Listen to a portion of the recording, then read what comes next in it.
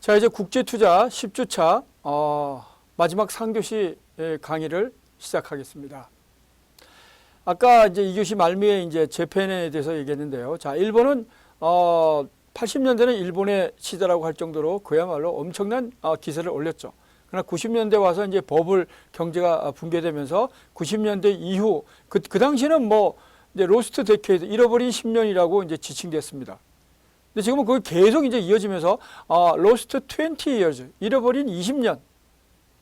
이렇게 이제 불명예스럽게, 물론 현재 또 진행형이죠. 물론 아베노믹스로 인해서 잠시 좀 이제 뭐 수요를 진작시키는 정책을 통해서 잠시 일본 경제가 회복되는 시기도 좀 있었습니다만은 결국 궁극적으로 국가의 이제 근본적인 어떤 뭐 경제 구조의 변화를 이루기에는 역부족이었습니다. 그래서 일본은 그야말로 경기 침체를 지속적으로 이제 보고 있고, 물론 그럼에도 불구하고 여전히 이제 선진국의 그런 지위는 유지하고 있습니다만은 과거와 같은 그런 이제 압도적인 경쟁력의 우위는 보이고 있지 않죠. 자, 이렇게 우리가 이제 네덜란드부터 시작해가지고 영국, 브라질, 한국, 중국, 일본까지 왔습니다. 그 외에 뭐 다른 나라들도 물론 사례는 다 있습니다만은 어쨌든 이제 대표적으로 우리가 또 중요한 국가들에 대해서 이제 살펴봤습니다. 노벨 경제학상을 수상한 바 있는 조지프 스티글리츠 교수는 자원 보유국이 자원의 저주를 극복하고 자원의 축복을 누리기 위해서는 결국은 투명성, 이제 트랜스페런시라고 그러죠. 투명성 제고를 위한 제도 개혁. 그 다음에 뭐 예를 들면은 안정화 기금을 조성한다든가 경쟁 입찰 방식을 도입한다든가 뭐 이런 것들이 있겠죠. 그 다음에 산업화의 다각화, 결국 부의 균등한 분배 등이 필요함을 지적한 바 있습니다. 자, 뭐 지극히 이제 뭐 맞는 얘기인데요. 결국 투명하지 않으면 어떻게 이게 정의 뭐 이거를 이제 우리가 추구할 수 있겠습니까? 결국 투명해야 되는 것이죠. 아까 우리가 코리아 디스카운트에서도 우리 살펴봤지만 기업이 결국 회계 정보를 투명하게 하지 않을 때 결국 이제 문제가 발생하는 것이죠. 결국 투명성을 높여야 되고, 높이는 방법은 결국은 뭐 경쟁 입찰 방식, 이것도 이제 투명성을 높이는 것이죠. 그 다음에 국가가 경쟁력을 가지려면 결국은 경쟁력이 있는 산업이 많아야 되는 것이죠. 한두 개 있다고 해서 그 국가가 경쟁력을 유지할 수 없습니다. 그래서 경쟁력을 있는, 특히 국제 경쟁력이 있는 산업이 다수, 이건 뭐 다다익선입니다. 많을수록 좋은데 결국 그 국가가 결국 그거를 추구해야 된다는 것이죠. 그래서 이제 산업 다각화 문제. 그 다음에 우리가 이제 세계화의 부작용에서도 많이 얘기했습니다만은 결국 세계화의 긍정적인 측면도 존재하지만 결국 부정적인 측면은 결국은 부의 편제죠. 그래서 자본주의 사회에서 모두가 다 똑같이 살 수는 없지만 결국 이러한 부의 편제가 너무 심하게 되면 결국은 사회적인 안정성을 저해하는 것이죠. 그래서 이제 부의 균등한 분배라는 거는 뭐 글자가 다 똑같이 뭐 n분의 1로 나눈다 이런 얘기가 아니고요. 부의 결국은 상대적으로 결국 균등하게 분배된다 이런 얘기입니다. 능력이 있는 자가 결국 어느 정도의 베네핏은 가지게 되겠지만 그것이 어떤 사회 안정성을 저해할 정도로 그렇게 큰 격차가 나면 결국은 모두에게 좋지 않다. 뭐 그런 의미로 우리가 받아들이면 되겠습니다.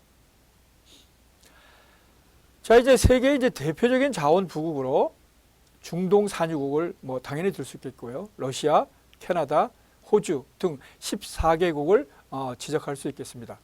이제 삼성경제연구소의 연구에서 정의한 자원 부국은 세 가지 조건을 충족하는 것입니다.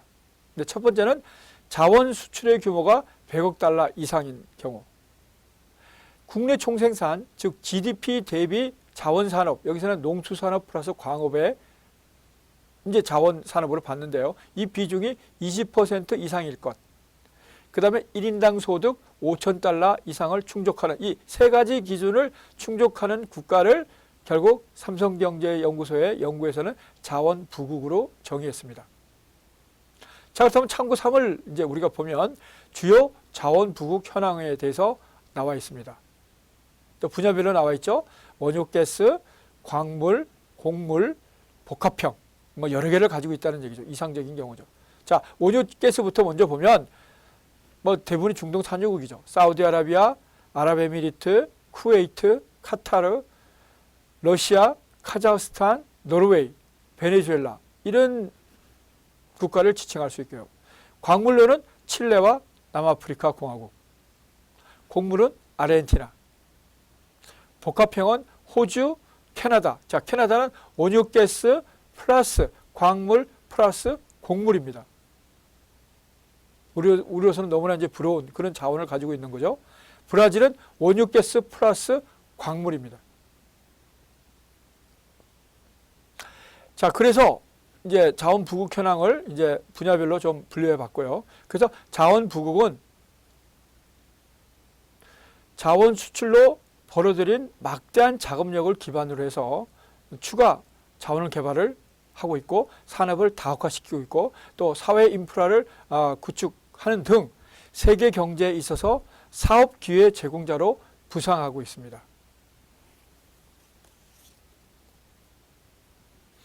2003년에서 2006년간 약 2조 4,600억 달러 규모의 자원 수출 자금이 자원 소비국에서 14개 자원 부국으로 이동한 바 있죠.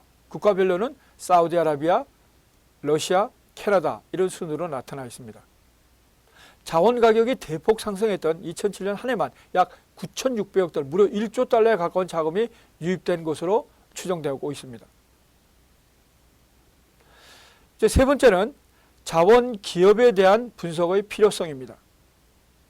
수요에 비해서 공급이 제한적인 석유, 가스, 광물 및 식량 등 자원을 대량 선점해서 고수익을 올리고 있는 소위 자원기업도 주목할 필요가 있습니다.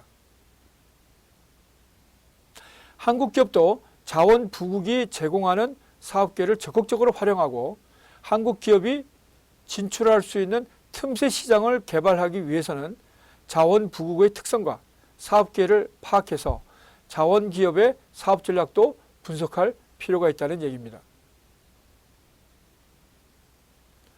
자, 이제 2절 자원 부국의 부상에 대해서 살펴봅니다. 자원 부국의 특성으로서 이제 두 가지가 지적할 수 있는데요. 첫 번째는 고도 성장 하에 국민 소득이 재고되고 있다는 것이죠. 2003년에서 2007년간 14개 자원 부국의 연평균 실질 경제 성장률은 4.9%로서 세계 경제 성장률인 3.6%를 훨씬 초과했고 특히 캐나다의 경우에는 12% 내외의 초고도 성장을 시현한 바 있습니다. 카타르입니다. 카타르. 카타르의 경우에는 12% 내외의 초고도 성장을 시현한 바 있습니다. 막대한 자원 수출 자금이 유입되면서 민간 소비와 건설 경기가 호조를 보여서 내수 부분도 급성장했죠. 1인당 국민소득의 경우에는 국가별로 5,724달러에서 79,154달러까지 차이가 큰 편이지만 중동 산유국을 중심으로 소득 수준이 급속히 올라가는 추세를 보이고 있습니다. 중동 산유국의 1인당 국민소득 2007년 기준으로 보면 22,282달러로서 2000년 대비 1.8배, 약 2배 가까운 그런 이제 증가세를 보인 것으로 나타났습니다. 거의 대부분의 자원 부국들, 여기서 이제 호주, 남아프리카 공화국을 제외하고서 거의 대부분의 자원 부국들이 무역수지 흑자를 기록하고 있죠.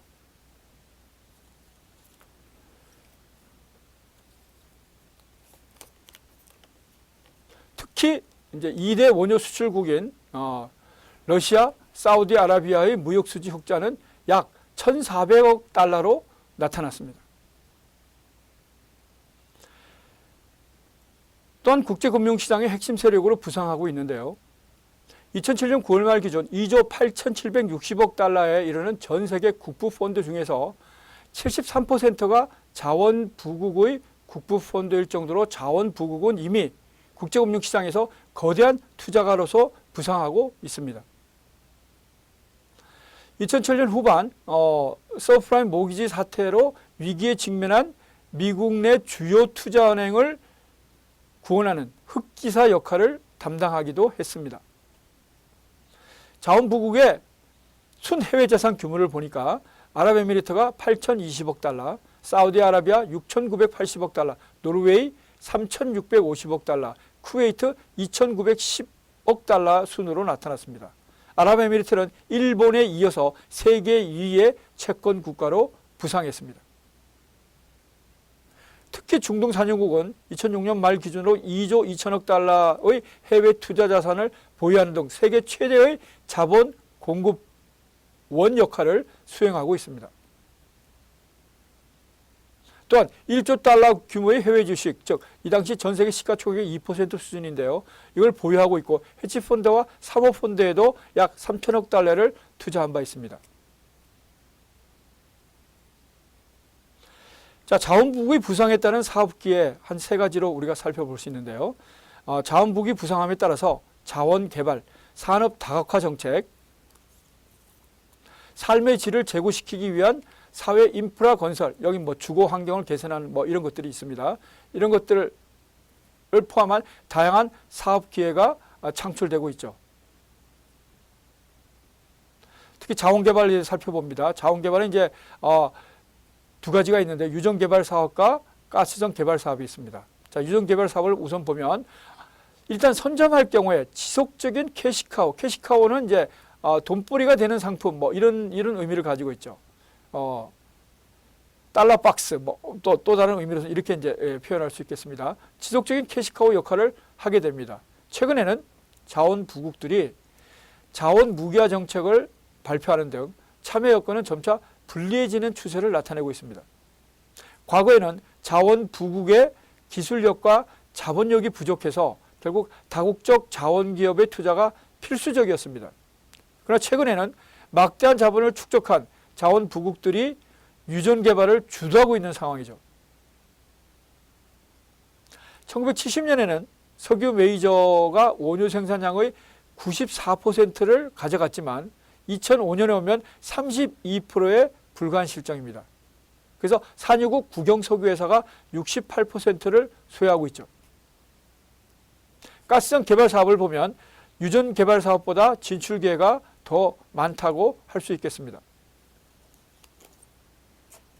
가스전 개발의 경우에 천연가스의 저장 및 운송 설비에 막대한 초기 투자가 소요되어서 결국 자원부국 단독으로는 추진하기 어려운 현실입니다. 최근 들어서 자원 기업들도 중동 산유국 및 러시아 등의 가스전 개발 사업을 추진하고 있습니다. 예를 들면 로얄 더치쉘이 러시아 카타르의 가스전 개발 사업에 참여하고 있고요. 엑슨모빌도 카타르의 가스전 개발 사업에 참여하고 있음을 지적할 수 있겠습니다. 두 번째 이제 산업 다각화 정책입니다.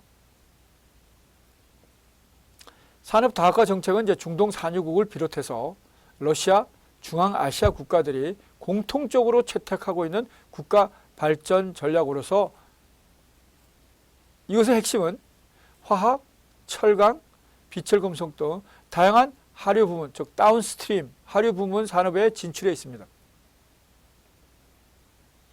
자, 우리 교재 참고 사를 보시면 생산 설비 및 파이프라인, 발전 설비 등의 플랜트 소유가 확대되고 있는 것을 나타내고 있죠.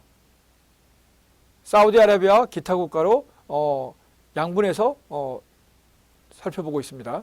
첫 번째 이제 사우디아라비아는 석유 화학 공장 건설, 수력 발전, 석유 및 가스 처리 공장 건설 등 중장기 대형 프로젝트에 2007년에서 2024년간 무려 6,240억 달러를 투자할 그런 계획을 세운 바 있고요.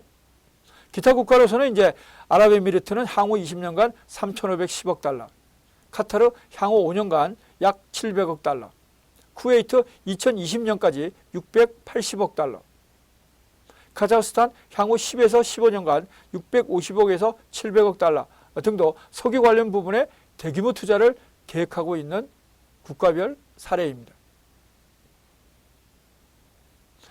자, 이제 세 번째 사회 인프라 투자를 이제 살펴봅니다.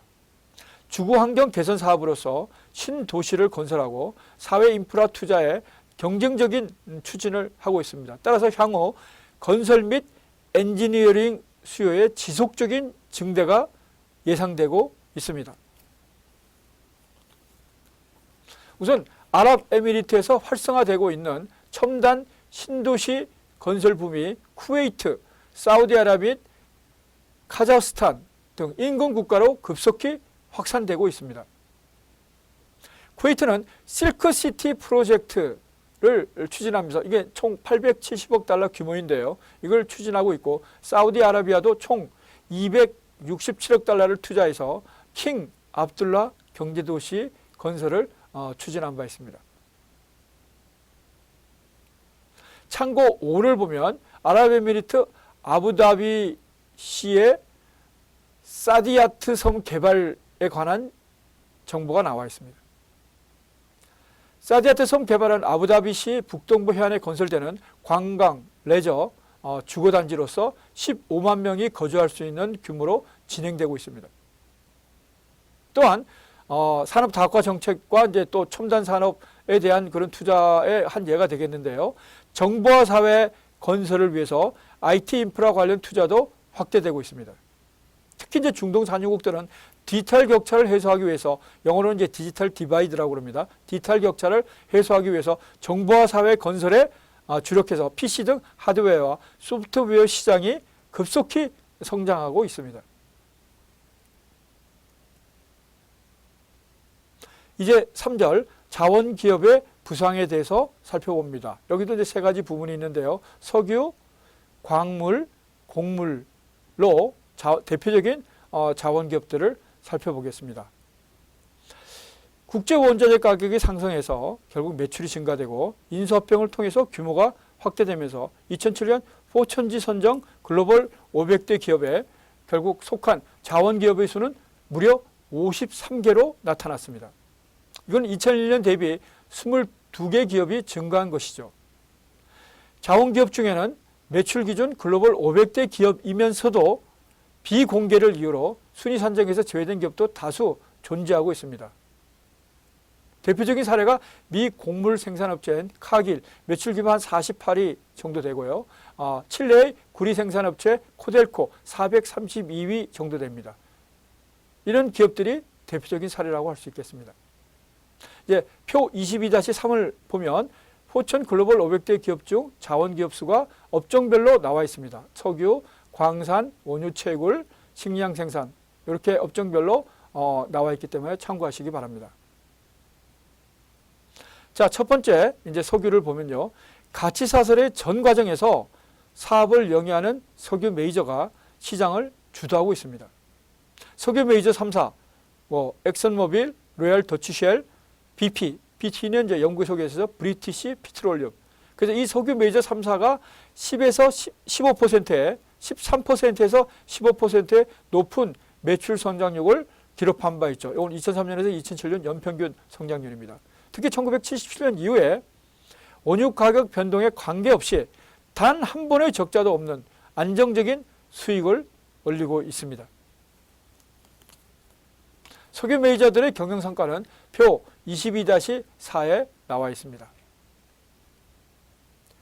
포천 글로벌 500대 대기업 2, 3, 4위를 차지한 엑슨모빌, 로얄 더치쉘, BP 등 3대 석유 메이저는 원유 개발, 장비, 설비, 저장, 수송 및 정유 등 석유 산업의 가치사슬 전반에 걸쳐서 사업을 영위하고 있습니다.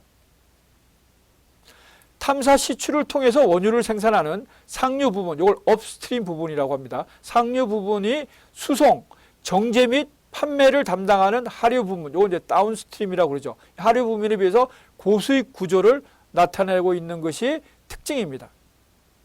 과거에는 산유국이 기술과 자본이 부족해서 석유 메이저가 결국 산업을 주도해 왔지만 전술한 바와 같이 최근에는 오펙 등, 즉 석유 수출국 기구 등 신흥 국영 기업의 부상으로 석유 메이저의 지위가 하락하고 있음은 이미 우리가 살펴본 바 있습니다.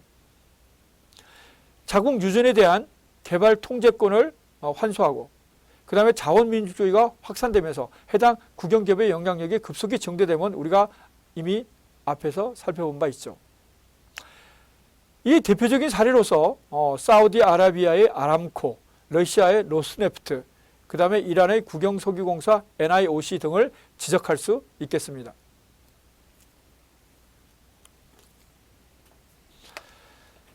자, 상류 부분에 대한 투자 확대 및 기술력 확보에 역량을 결집시키고 있는데요. BP 등 석유 메이저는 기존의 시장 지배력을 지키기 위해서 수익성이 낮은 하류 부분을 정리하는 한편 상류 부분에 대한 투자를 확대하고 있습니다. 그러니까 수익성이 중요한 관건이라는 것이죠. 석유 메이저 3사의 2007년 전체 투자액 상류 부분의 비중은 무려 약 73%를 차지한 바 있습니다.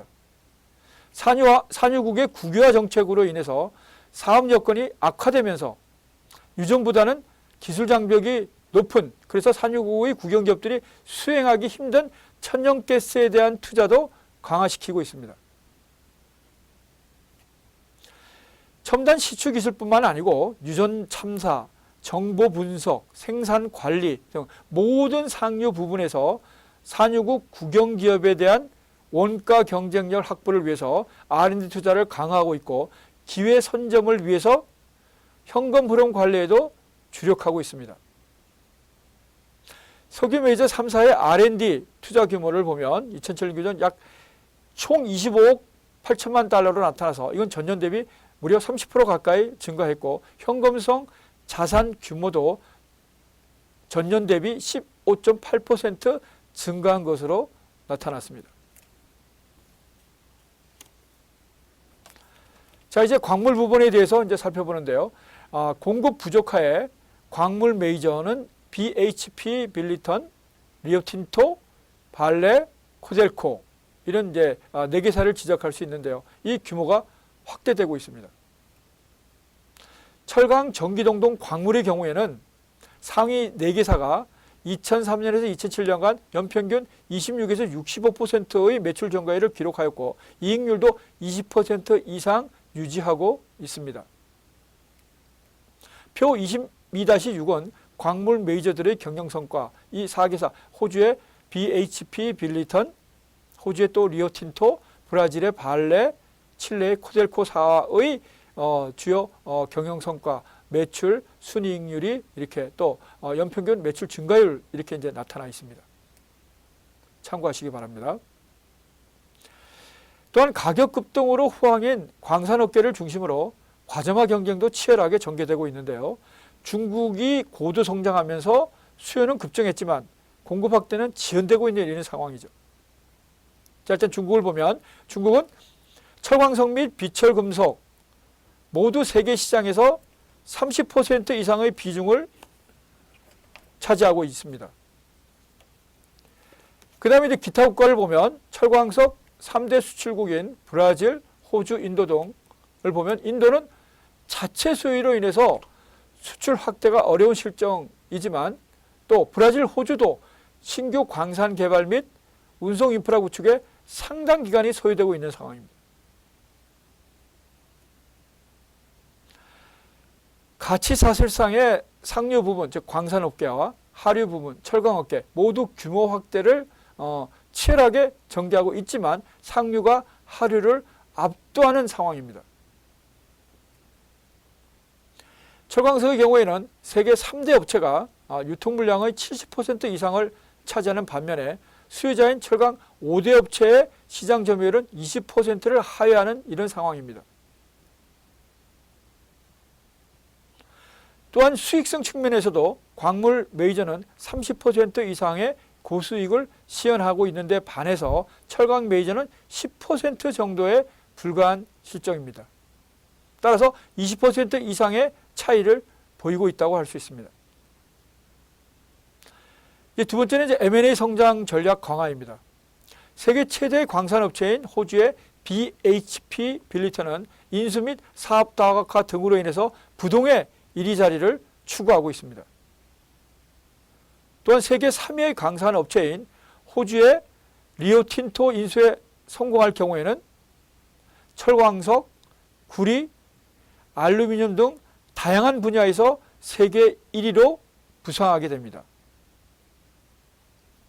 세계 2위 광산업체인 브라질의 발레의 경우에도 1997년에 민영화를 이룬 이후에 인수합병, 즉 M&A 등을 통해서 관련 다각화에 주력하고 있고, 한편 경영 합리화도 지속적으로 추진하고 있습니다.